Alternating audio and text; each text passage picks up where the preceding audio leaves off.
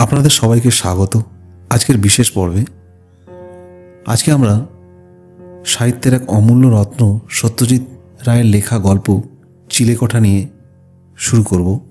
চিলেকোঠা এক গল্প যেখানে মিশে আছে নিঃসঙ্গতা, স্মৃতির ছোঁয়া আর জীবনের এক অনন্য দৃষ্টিকোণ।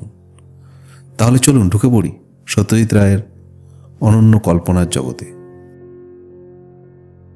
ন্যাশনাল হাইওয়ে নাম্বার 40 থেকে ডাইনে রাস্তা ধরে বেশ 10 কিলোমিটার গেলেই ব্রহ্মপুর।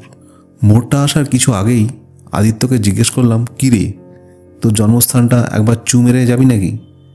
সেই যে ছেড়েছিস তারপর তো আর আসিসনি। তা আসিনি, বলল আদিত্য। 29 বছর। অবশ্যই আমাদের বাড়িটা নিঘাত এক ধ্বংসস্তূপ। যখন ছাড়ি তখন বয়স ছিল প্রায় 200 বছর।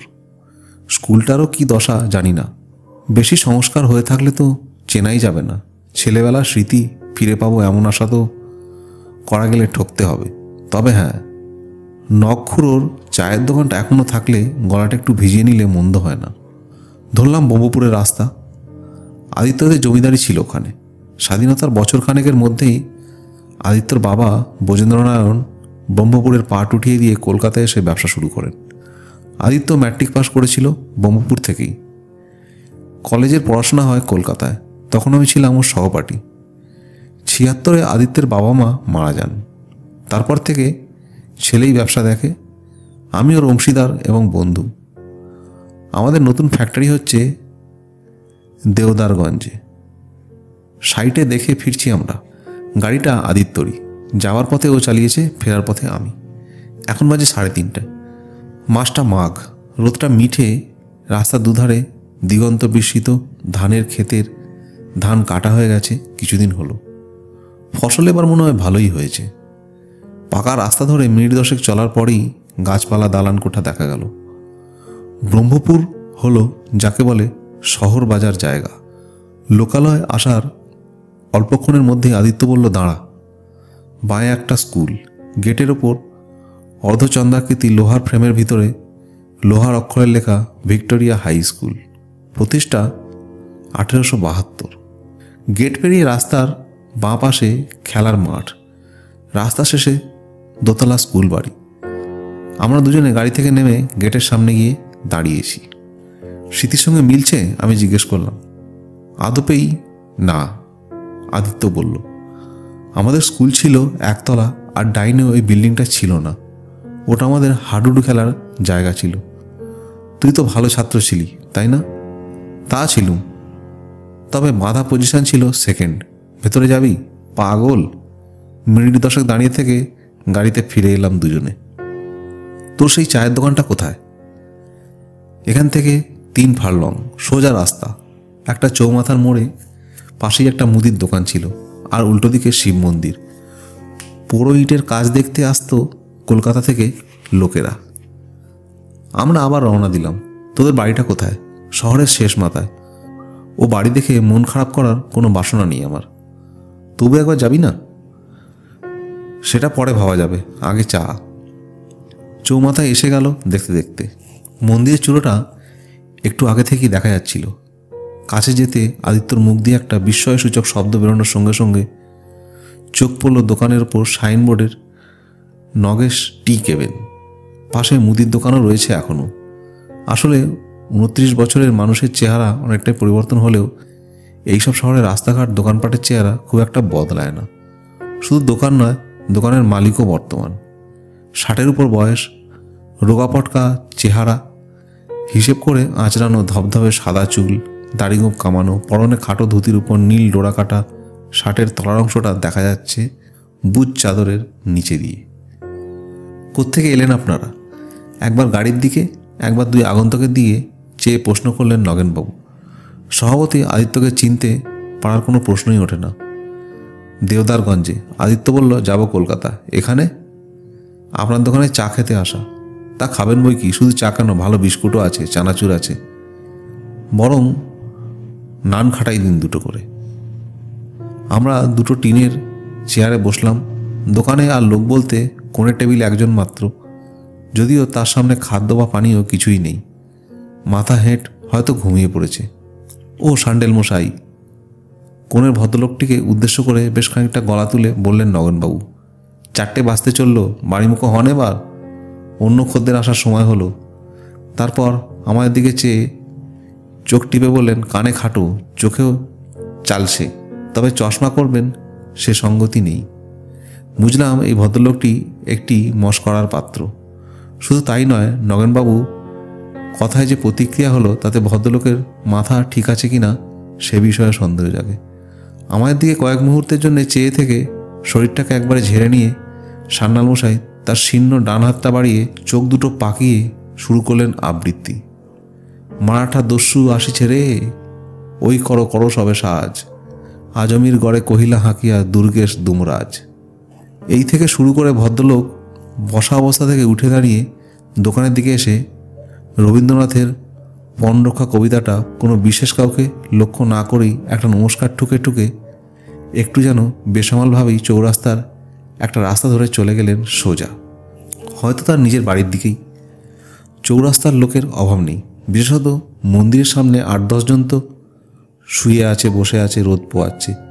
কিন্তু আশ্চর্য এই যে তাদের কারোরই এই আবৃত্তি শুনে কোনো প্রতিক্রিয়া হলো না। ব্যাপারটা যেন কেউ গ্রাহ্যের মধ্যেই আনলো না। আসলে পাগলের প্রলাপের বেশিরভাগটাই বাতাসে হারিয়ে যায়, তাতে কেউ কান দেয় না। পাগল আরও ঢের দেখেছি, তাই ঘটনাটাকে আমার মন থেকে ঝেড়ে ফেলতেও কোনো অসুবিধা হলো না। কিন্তু আদিত্যের দিকে চেয়ে বেশ একটু হকচকিয়ে গেলাম। তার চোখ মুখের ভাব পাল্টে গেছে। কারণ জিজ্ঞেস করাতে সে কোনো জবাব না দিয়ে নগেনবাবুকে প্রশ্ন করলো, ভদ্রলোক কে বলুন তো, করেন কি? নগেনবাবু নিজেই হাতে 2 গ্লাস চা আর একটা প্লেটে 4টে নান খাটায় আমাদের সামনে রেখে বললেন, শশাঙ্ক সান্যাল, আর কি করবে, অভিশপ্ত জীবন মশাই, অভিশপ্ত জীবন। চোখ কানের কথা তো বললুম, মাথাটাও গেছে বোধ হয়, তবে পুরনো কথা একটিও ভোলেনি। স্কুলে শেখা আবৃত্তি শুনিয়ে শুনিয়ে ব্রহ্মপুরের সকলের কান পচিয়ে দিয়েছে। স্কুল মাস্টারের ছেলে, বাপ মরেছে অনেক কাল, সামান্য জমি জমা ছিল, একটিমাত্র মেয়ের বিয়ে দিতে গিয়ে তার বেশিরভাগটাই গেছে। বউও মরেছে, বছর 5 হলো। একটি ছেলে ছিল, বিকম পাশ করে চাকরি পেয়েছিল কলকাতায়, মিনিবাস থেকে পড়ে মারা গেছে গত বছর। সেই থেকেই কেমন হয়ে গেছে। কোথায় থাকেন? যোগেশ কবিরাজ ছিলেন ওর বাপের বন্ধু, ও তারই বাড়িতে একটা ঘরে থাকেন। ওরা দুবেলা দুটি খেতে দেন, আমার এখানে এসে চা বিস্কুট খান, এই কোণে বসে থাকে। পেমেন্টটিও করা চাই, কারণ আত্মসম্মান বোধটি আছে পুরো মাত্রায়। যদিও এভাবে কদিন চলবে জানি না, সব মানুষের সময় তো সমান যায় না। আপনারা কলকাতার লোক, ঢের বেশি দেখেছেন আমাদের চেয়ে, আপনাদের আর কি বলবো। যোগেশ কবিরাজের বাড়ি চড়কের মাঠটার পশ্চিম দিকে না? আপনি তো জানেন দেখছি। ব্রহ্মপুরে কি? এককালে যোগাযোগ ছিল একটু, নগেনবাবুর কাছে অন্য খদ্দের এসে পড়ায় আর কথা এগোলো না। দাম চুকিয়ে দিয়ে উঠে পড়লাম। গাড়ির চারপাশে ছেলে ছোকরাদের একটু জটলা হয়েছে এরই মধ্যে, তাদের সরিয়ে দিয়ে গাড়িতে উঠলাম। এবার আদিত্যই স্টিয়ারিং ধরল, বলল, আমাদের বাড়িটা একটু ঘুরপ্যাচের রাস্তা, আমিই চালাই। তাহলে বাড়িটা দেখার ইচ্ছা জেগেছে বল? ওটা এসেনশিয়াল হয়ে পড়েছে। তাকে দেখে মনে হলো আদিত্যকে জিজ্ঞেস করেও ওর মত পরিবর্তনের কারণটা জানা যাবে। ওর স্নায়ুগুলো যেন সব টান টান হয়ে আছে। আমরা রওনা দিলাম। চৌমাথার পূবের রাস্তা ধরে কিছু দূর গিয়ে ডাইনে বাঁয়ে যখন কয়েক মোড় ঘুরে অবশেষে একটা উঁচু পাঁচিল ঘেরা বাড়ির পাশে এসে পড়লাম, নহবতখানা সমেত জীর্ণ ফাটকটায় এসে পৌঁছাতে আরেকটা মোড় নিতে হলো। 4 মহলা বাড়িটা যে এককালে খুবই জাঁদরেল ছিল সেটা আর বলে দিতে হয় না। যদিও এখন অবস্থাটা কঙ্কালসার। হানাবাড়ি হলেও আশ্চর্য হব না। বাড়ির গায়ে লটকানো একটা ভাঙা সাইনবোর্ড থেকে জানা যায় একসময় কোনো এক উন্নয়ন সমিতির অফিস ছিল এখানে। এখন একেবারে পরিত্যক্ত। ফটক দিয়ে ঢুকে আগাছায় ঢাকা পথ দিয়ে আদিত্য গাড়িটাকে নিয়ে একেবারে সদর দরজার সামনে দাঁড় করালো। চারিদিকে জনমানবের চিহ্ন নেই। দেখে মনে হয় বছর 10 মধ্যে এ তল্লাটে কেউ আসেনি। বাড়ির সামনেটা বাগান ছিল বোঝা যায়, এখন সেখানে জঙ্গল। তুই কি ভিতরে ঢোকার মতলব করছিস নাকি? আমি জিজ্ঞেস করতে বাধ্য হলাম, কারণ আদিত্য গাড়ি থেকে নেমে দরজার দিকে এগোচ্ছে। ভেতরে না ঢুকলে ছাদে ওঠা যাবে না। ছাদে? চিলে কোঠায়? রহস্য আরও ঘন করে বলল আদিত্য। অগত্যা আমিও গেলাম পিছন পিছন, কারণ তাকে নিরস্ত করা যাবে বলে মনে হয় না। বাড়ির ভিতরের অবস্থা আরও শোচনীয়। কড়ি বর্গাগুলো দেখে মনে হয় তাদের আয়ু ফুরিয়ে এসেছে। ছাদ ধসে পড়তে আর বেশি দিন নেই। সামনের ঘরটা বাইরের বৈঠকখানা মহল, তাতে খান তিনেক ভাঙা আসবাব কোণে ডাই করা রয়েছে। মেঝেতে সাত পুরু ধুলো। বৈঠকখানার পর বারান্দা পেরিয়ে ঠাকুর দালানের ভগ্নাবশেষ। এখানে কত পুজো, কত যাত্রা, কত কবিগান, পাঁচালী আর কবির লড়াই হয়েছে তার গল্প আদিত্যর কাছে শুনেছি। এখন এখানে পায়রা, ইঁদুর, বাদুর, আরশোলার রাজত্ব। ইটের ফাটলের মধ্যে বেশ কিছু বাস্তু সাপ থেকে থাকলেও আশ্চর্য হব না। ডাইনে ঘুরে কিছু দূর গিয়েই সিঁড়ি। দৃশ্য একেবারে অদৃশ্য মাকড়সার জাল দুহাত দিয়ে সরাতে সরাতে আমরা উঠলাম। দোতলায় আমাদের কোনো প্রয়োজন নেই, তাই ডাইনে ঘুরেও আরও 15 সিঁড়ি দিয়ে উঠে ছাদে পৌঁছালাম। এই হলো চিলেকোঠা। এটা আমার প্রিয় ঘর ছিল, বলল আদিত্য। ছেলেবেলায় চিলেকোঠার প্রতি একটা আকর্ষণ থাকে আমি জানি, আমারও ছিল। বাড়ির সব ঘরের মধ্যে এই ঘরটাতেই একাধিপত্যের সবচেয়ে বেশি সুযোগ। এই বিশেষে চিলেকোঠাটির একদিকে দেওয়ালের খানিকটা অংশ ধসে পড়াতে একটা কৃত্রিম জানালার সৃষ্টি হয়েছে, যার ভিতর দিয়ে বাইরের আকাশ, মাঠ, ধানকলের খানিকটা অংশ, অষ্টাদশ শতাব্দীর পুরো ইটের মন্দিরের চূড়ো সবই দেখা যাচ্ছে। সারা বাড়ির মধ্যে এই ঘরটাই সবচেয়ে বেশি শোচনীয়, কারণ ঝড় বয়েছে এই বাড়িটির মাথার ওপর দিয়ে সবচেয়ে বেশি। মেঝে চতুর্দিকে খড়কুটো আর পায়রার বিষ্ঠা। এছাড়া এক কোণে আছে একটা ভাঙা আরাম কেদারা, একটা ভাঙা ক্রিকেট ব্যাট, একটা দুমড়ানো বেতের ওয়েস্ট পেপার বাস্কেট আর একটা কাঠের প্যাকিং বক্স। আদিত্য প্যাকিং কেসটা ঘরের একদিকে টেনে এনে বলল, যদি কাঠ ভেঙে পড়ি তাহলে তোর উপর ভরসা, দুগ্গা দুগ্গা। উঁচুতে ওঠার কারণ আর কিছুই না, ঘুলগুলিতে হাত পাওয়া। সেখানে হাতানোর ফলে একটি চড়ুই দম্পতির ক্ষতি হলো, কারণ তাদের সদ্য বাসাটি স্থানচ্যুত হয়ে মেঝের উপর আরও খানিকটা জায়গা জুড়ে খড়কুটে ভরে দিল। যাক বাবা, বুঝলাম আদিত্য যা খুঁজছিল সেটা পেয়েছে। জিনিসটা এক ঝলক দেখে সেটাকে একটা ক্যামেরা স্ট্রাইকার বলে মনে হলো, কিন্তু সেটা এখানে লুকোনো কেন? আর 29 বছর পর সেটা উদ্ধার করার প্রয়োজন হলো কেন, সেটা বুঝতে পারলাম না। আদিত্য জিনিসটাকে রুমালে ঘষে পকেটে পুরল। ওটা কি জিজ্ঞেস করতে বলল একটু পরেই বুঝবি। নিচে নেমে এসে সে গাড়িতে উঠে আবার ফিরতি পথ হলো। চৌমাথার কাছাকাছি এসে আদিত্য একটা দোকানের সামনে গাড়িটাকে দাঁড় করালো। নামলাম দুজনে। Crown jewellers. দুজনে গিয়ে ঢুকলাম শ্যাকরার দোকানে। এই জিনিসটা একবার দেখবেন। পকেট থেকে বার করে পুরো চশমা পরা বৃদ্ধ মালিকের হাতে জিনিসটা তুলে দিল আদিত্য। ভদ্রলোক চাকতিটাকে সামনে ধরলেন। এবার আমি বুঝতে পেরেছি জিনিসটা কি। এ তো অনেক পুরনো জিনিস দেখছি। আগে হ্যাঁ, এই জিনিস আজকাল আর বড় দেখতে পাওয়া যায় না। এটা যদি একবারটি ওজন করে দেখে দেন। বৃদ্ধ নিত্যিটা কাছে টেনে নিয়ে তাতে একটা কালশিটা পড়া চাকতির চাপালেন। নেক্সট স্টপ যোগেশ কবিরাজের বাড়ি। আমার মনের কোনো একটা সন্দেহ উঁকি দিচ্ছে, কিন্তু আদিত্যের মুখের ভাব দেখে আমি কিছুই জিজ্ঞেস করলাম না। কবিরাজ মশাইয়ের বাড়ির বাইরে দুটি বছর দশকের ছেলে বসে মার্বেল খেলছিল। গাড়ি আসতে দেখে তারা গভীর কৌতূহলের সঙ্গে খেলা ছেড়ে উঠে দাঁড়ালো। তাদের জিজ্ঞেস করতে বলল, সান্যাল মশাই কোথায় থাকেন? সদর দরজা দিয়ে ঢুকে বাঁ দিকের ঘরে। সামনের দরজা খোলাই ছিল। বাঁয়ের ঘর থেকে আওয়াজও পাচ্ছিলাম। আরও এগোতে বুঝলাম সান্যাল মশাই আপন মনে আবৃত্তি করে চলেছেন দেবতার গ্রাস। আমরা ঘরের দরজার মুখটায় গিয়ে দাঁড়াতেও সে আবৃত্তি চলল যতক্ষণ না কবিতার শেষ পংক্তিতে পৌঁছায়। আমরা এসে দাঁড়িয়েছি সেটা যেন তার খেয়ালই নেই। একটু আসতে পারি? আদিত্য জিজ্ঞেস করল আবৃত্তি শেষ হওয়ার পর। ভদ্রলোক ঘুরে দেখলেন আমাদের দিকে। আমার এখানে তো কেউ আসে না। ভাবলেশহীন কণ্ঠস্বর। আদিত্য বলল, আমরা এলে আপত্তি আছে কি? আসুন। আমরা ঢুকলাম গিয়ে ঘরের ভিতর।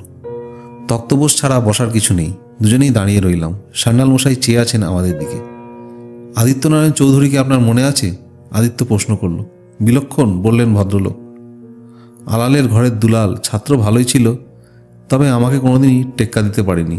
হিংসে করতো, প্রচণ্ড হিংসা, আর মিথ্যে কথা বলতো। জানি, বলল আদিত্য। তারপর পকেট থেকে একটা মোড়ক বার করে সান্যালের হাতে দিয়ে বলল, এইটা আদিত্য আপনাকে দিয়েছে। এটা কি? টাকা। টাকা কত টাকা? 150। বলেছে এটা আপনি নিলে খুশি হবে। হাসবো না কাঁদবো? আদিত্য টাকা দিয়েছে আমায়, হঠাৎ এমতি হলো কেন? সময়ের প্রভাবে তো মানুষ বদলায়। আদিত্য এখন হয়তো সে আদিত্য নেই। আদিত্য বদলাবে। প্রাইজ পেলুম আমি, উকিল রামশরণ বাণুজ্যে নিজের হাতে দেওয়া মেডেল। সেটা তার সহ্য হলো না। সে আমার কাছ থেকে চেয়ে নিয়ে গেল তার বাপকে দেখাবে বলে। তারপর আর ফেরতই দিলে না। বললে পকেটে ফুটো ছিল, গলে পড়ে গেছে। এটা সেই মেডেলেরই দাম, আপনার পাওনা।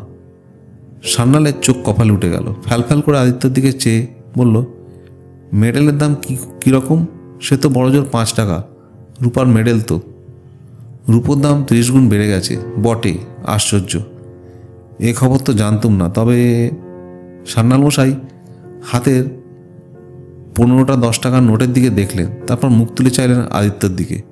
এবার তার চোখে মুখে এক অদ্ভুত নতুন ভাব। বললেন, এতে যে বড় চ্যারিটির গন্ধ এসে পড়েছে আদিত্য। আমরা চুপ। সান্যাল মিটিমিটি চোখে চেয়ে আছেন আদিত্যর দিকে। তারপর মাথা নেড়ে হেসে বললেন, তোর ডান গালের ওই আঁচিল দেখে নগাখুড়ো চায়ের দোকানে আমি তোকে চিনে ফেলেছি। আমি বুঝেছি তুমি আমায় চেনোনি, তাই সেই প্রাইজের দিনের কবিতাটা আবৃত্তি করলুম, যদি তোমার মনে পড়ে। তারপর যখন দেখলুম তুমি আমার বাড়িতে এলে, তখন কিছু পুরনো ঝাল না ঝেড়ে পারলুম না। ঠিকই করেছ, বলল আদিত্য। তোমার প্রত্যেকটা অভিযোগ সত্যি, কিন্তু এ টাকা তুমি নিলে আমি খুশি হব। মাথা নাড়লেন শশাঙ্ক সান্যাল। টাকা তো ফুরিয়ে যাবে আদিত্য, বরং মেডেলটা যদি থাকতো তাহলে নিতুম। আমার ছেলেবেলার একটি অপ্রিয় ঘটনা আমি ভুলে যেতুম মেডেলটা পেলে। আমার মনে আর কোনো খেদ থাকতো না। চিলেকোঠাতে 29 বছর লুকিয়ে রাখা মেডেল, যার জিনিস তার কাছেই আবার চলে এলো। এতদিনেও তার গায়ে খোদাই করা লেখাটা ম্লান হয়নি। শ্রী শশাঙ্ক সান্যাল, আবৃত্তির জন্য বিশেষ পুরস্কার 1948। গল্প এখানেই শেষ নয়, সামনে আরও চমক আছে। পরবর্তী ভিডিওতে দেখা হবে, সঙ্গে থাকুন।